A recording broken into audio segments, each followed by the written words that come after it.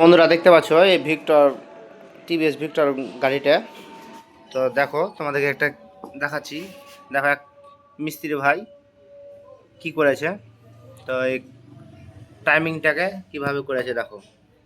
তো মিস্ত্রি ভাইদেরকে বলবো যে এইভাবে কাজটা করবে না, তোমরা যদি না পারো অন্য মিস্ত্রিকে দিয়ে দিবা, কাস্টমারকে বলে দিবা যে হ্যাঁ অন্য জায়গায় করে লাওগা। ঠিক আছে, এভাবে যে কাজটা করেছো কাস্টমারটা কত ক্ষতি হবে, ভাল্বগুলা ব্যাঁকিয়ে গেছে, ঠিক আছে, পিস্টনও ভেঙে যেতেও পারে। ঠিক আছে, তো এভাবে কাস্টমারের ক্ষতি করিও না। ঠিক আছে, তো পারলে ভালো করার চেষ্টা করো। তুমি যদি জানা থাকে বা তুমি পারো তাহলে করবা, না হলে কিন্তু কাজটা করিও না মোটেই।